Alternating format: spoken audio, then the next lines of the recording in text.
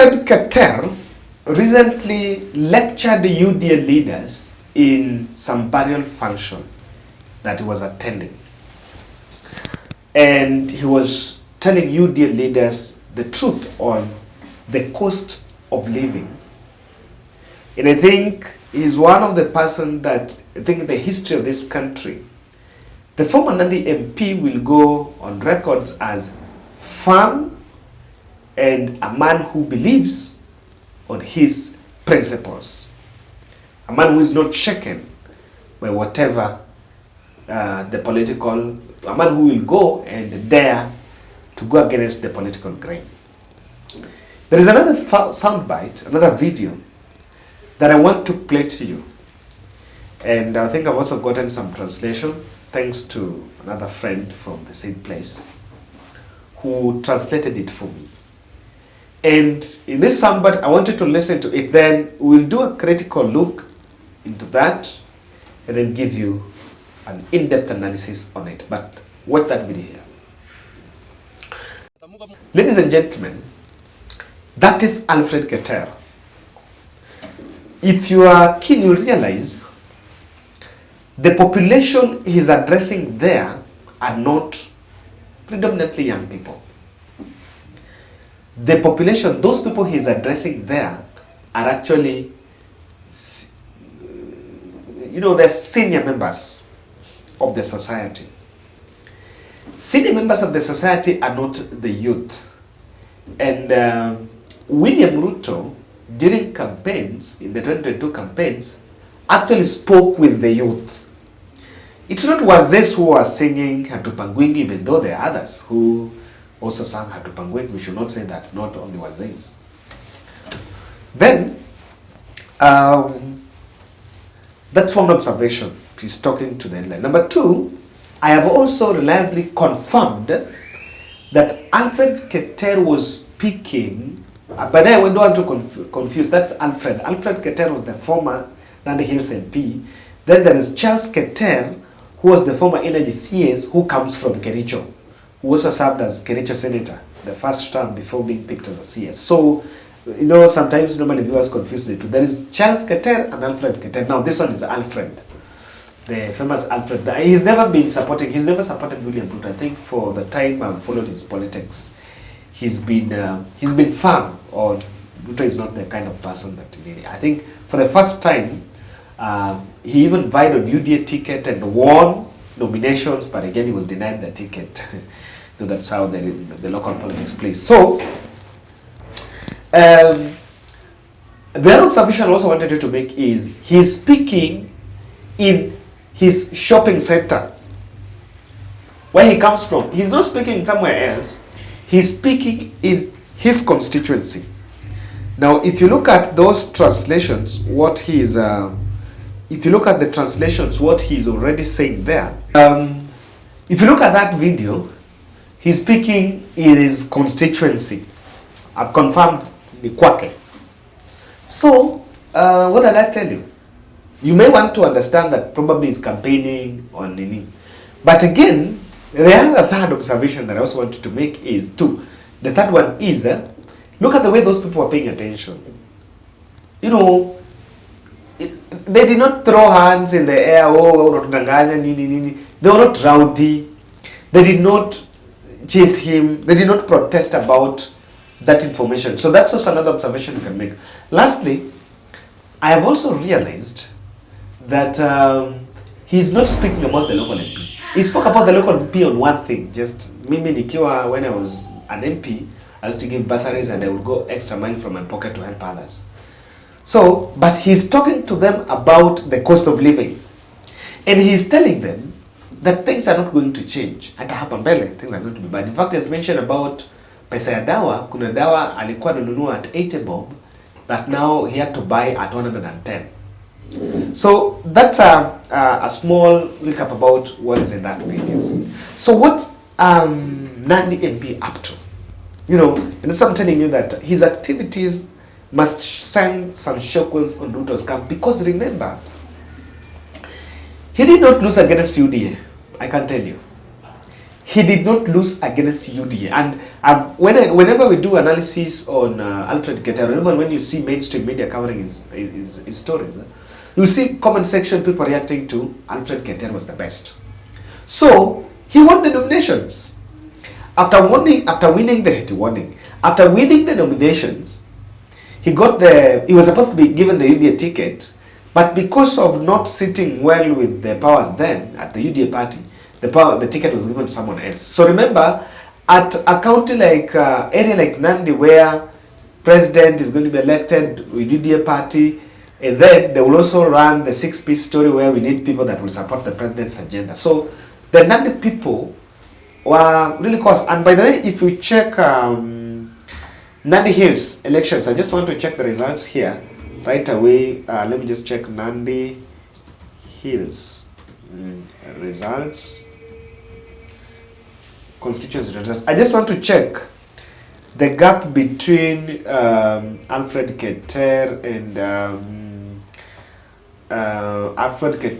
the current MP Bernard Kitur because it's going to give you the picture. I'm telling you that the fellow is not very new. He's not very new in the game. Apart from, as we wait for looking for that, he's been very consistent. Even despite the fact that William Ruto is now a sitting president, he doesn't seem to fear anything. Let me tell you. In a battle perceived to be Deputy President William Ruto and independent candidate North Rift, Keter garnered 18,000 votes against Kitur's 23,000 votes. Total votes cast 41,000. He garnered 18,000.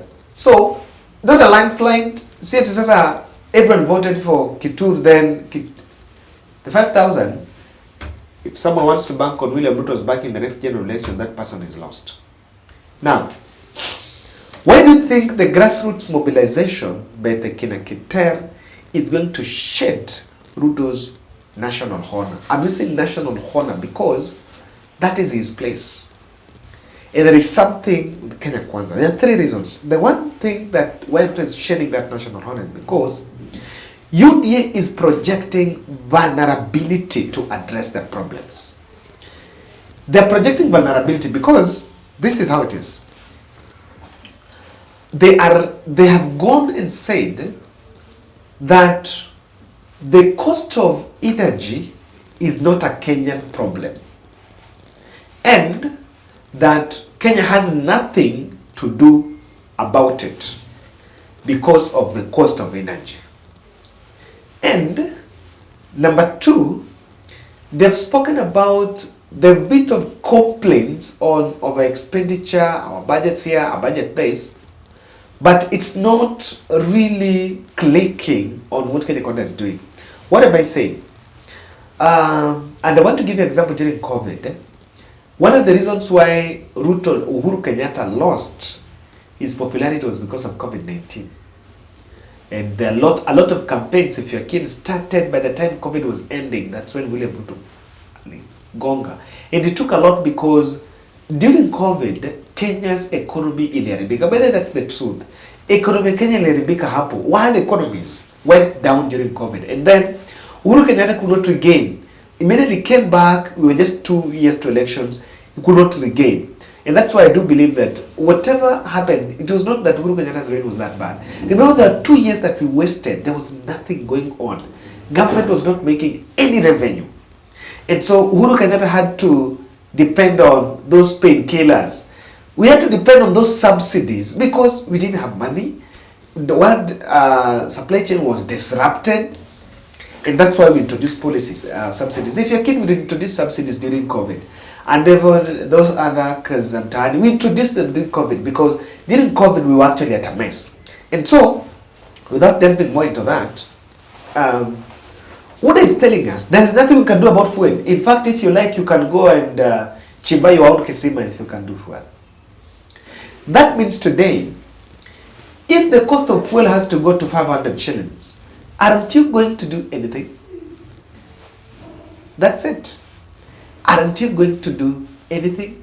Because it's global. If the global price of fuel goes to 500, that we have to sell a liter now. Now a liter is retailing at 211, depending on It's more than 200 depending on your police petrol station within Nairobi, outside Nairobi. But then, we are being told we cannot solve this. Number two, welfare is losing the national honor is because of the economic template they are using does not have a spark in the population. What am I talking about? We cannot subsidize consumption, we want to subsidize production.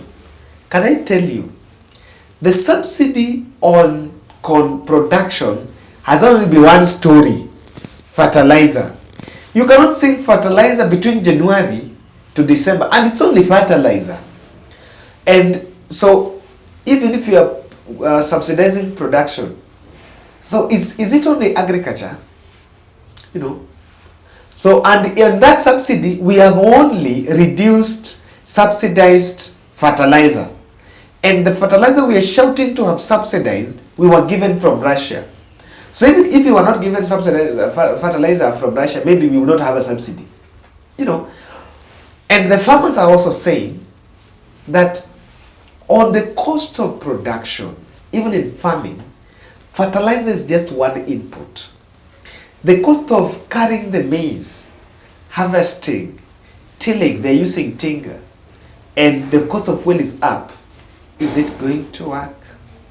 And number two, now I want to tell you that things are not just simply working our way. And the public, the farmer, even in Rift Valley where Ruto comes from, does not see this whole picture being created, the whole picture that is being created about,